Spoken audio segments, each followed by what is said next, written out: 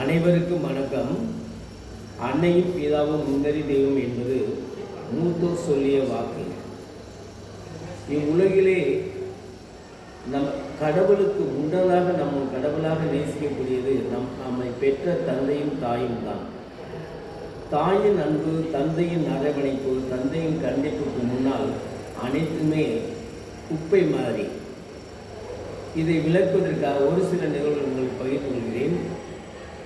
ஒரு முறை ஒரு வாலிபன் புத்தரை சந்திப்பதற்காக வீட்டை விட்டு கிளம்புகின்றான். பல நாட்கள் தேடி அலைகின்றான். புத்தரை அவனால் காண முடியவில்லை.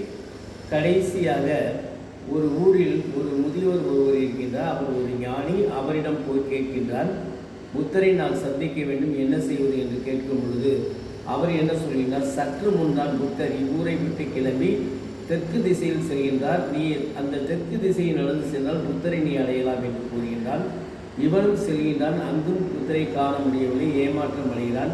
இப்படி பல நாட்கள் ஒவ்வொரு ஊராக சென்று புத்தரை தேடி அலைகின்றான். நான் இறுதி வரை புத்தரை அடையவில்லை. வயிற்றிலோ பயங்கர பசி. பல நாட்கள் உணவு உண்ணவில்லை, சரியாக குளிக்கவில்லை. ஒரே ஆடை போட்டனால் உடலில் ஒரே துர்நாற்றம். உடனே அவன் என்ன எண்ணுகின்றான், இனிமேல் புத்தரை தேடுவதில் பிரயோஜனமில்லை என்று எண்ணி உடனே தனது இல்லத்திற்கு விரைகின்றான். அங்கு ஓடி செல்லும் பொழுது அங்கு அவனுடைய தாய் வாசல் நின்று கொண்டு இருக்கின்றால்.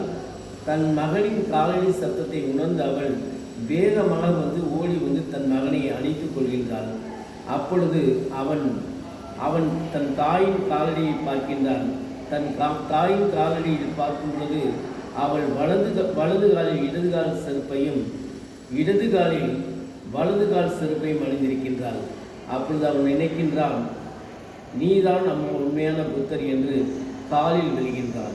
இதுதான் ஒரு உண்மையான தாயினுடைய அன்பு. இந்த தாயின் அன்புக்கு முன்னால் உலகத்தில் ஏதுமே இல்லை. இன்னொரு நிகழ்வை உங்களுக்கு சொல்கின்றேன். ஒரு சிறிய ஊர். அந்த ஊரில் ஒரு பண்ணையார் ஒருவர் இருந்தார். அந்த பண்ணையார் சொந்தமாக ஒரு ஹெலிகாப்டர் வைத்திருந்தார். அந்த ஹெலிகாப்டரை அவர் எடுத்துக்கொண்டு தாறுமாறாக வானத்தில் பறந்து செல்வார். ஒரு முறை அவ்வூரில் உள்ள வயதான ஒரு பெண்மணி தன் மகனிடம் தன் ஆசையை கூறுகின்றாள். மகனே, நான் இறப்பதற்கு முன்னால் இந்த பண்ணையார் வைத்துள்ள ஹெலிகாப்டரில் செல்ல வேண்டும் என்று தனது விருப்பத்தை தெரிவிக்கின்றான். உடனே மகன், அம்மா சாகக்கூடிய வயசில் இது உனக்கு இதெல்லாம் தேவையா என்று தன் தாயை கண்டிக்கின்றான். அதே சமயத்தில் இவ்விஷயத்தை அந்த பண்ணையாரிடம் கூறும் பொழுது அந்த பண்ணையார் கூறுகின்றார், நான் உன்னையும் உன் தாயையும் என்னுடைய ஹெலிகாப்டரில் கூட்டிகிட்டு போக சம்மதிக்கிறேன். ஆனால் ஒரே ஒரு கண்டிஷன், நான் தாறுமாறாக என்னுடைய ஹெலிகாப்டரை ஓட்டுவேன். ஓட்டும் பொழுது நீங்கள் சத்தம் போடக்கூடாது. அப்படி நீங்கள் சத்தம் போட்டீர்கள் என்றால் நீங்கள் எனக்கு 10,000 ஃபைன் அமௌண்ட்டாக கொடுக்க வேண்டும் என்று சொல்லும். அவனும் சம்மதிக்கின்றான். பண்ணையார் வழக்கம் போல தன்னுடைய ஒரு ஹெலிகாப்டரை எடுத்துக்கொண்டு வானத்தில் கண்டமெனிக்க வட்டமிடுகின்றான். இறுதியாக ஹெலிகாப்டர் விட்டு இறங்கும் பொழுது அவன் கூறுகின்றான் இந்த வாலிபனை பார்த்து, பரவாயில்லையே, நீயோ உங்கள் அம்மா யாருமே சத்தம் போடவே இல்லையே, பரவாயில்லையே, உங்களுக்கு ஆக்சுவலாக 10,000 ஃபைன் தொகையிலிருந்து நீங்கள் தப்பிச்சிட்டிங்க ஈஸியாக அப்படின்னு சொல்லும்பொழுது அப்புறம் இந்த வாலிபன் சொன்னது, ஐயா நீங்கள் வேற உண்மையில் நடந்தது என்னென்னா பார்த்தீங்கன்னா, நீங்கள் ஹெலிகாப்டர் தாறுமாற ஓட்டும் போது எங்கள் அம்மா கீழே விழுந்துருச்சு. நான் சத்தம் போட்டுருந்துச்சு, நீங்கள் என்ன பண்ணுவீங்க, 10,000 அபராதம் கேட்பீங்கன்னு சொல்லி தான் நான் சத்தம் போடாமல் இருந்தான்.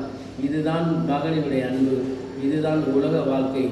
இங்கு நீங்கள் புரிந்து கொள்ள ஒன்று என்னவென்றால், பெற்ற தாயின் அன்புக்கு நிகர் இவ்வுலகில் எதுவுமே இல்லை. ஆகவே தன்னுடைய உலகில் கடவுள் நம்பிக்கை உண்டோ, கடவுளை நம்ம பார்த்தோமோ பார்க்கலே தெரியாது, கடவுளை நாம் உணர்ந்தோமோ உணர்வோன்றது. ஆனால் இவ்வுலகில் நம்மை உலகிற்கு கொண்டு நம்ம இன்றளவுக்கும் சிறந்த ஒரு ஆளாக்கிய, நமக்கு உயிர் கொடுத்து நமக்கு உணவு அளித்து நமது உடலை கொடுத்த நமது பெற்றோரை நாம் பேண வேண்டும் என்று சிறிய கோரிக்கையை வைத்துக்கொண்டு விடைபெறுகின்றேன். நன்றி, வணக்கம்.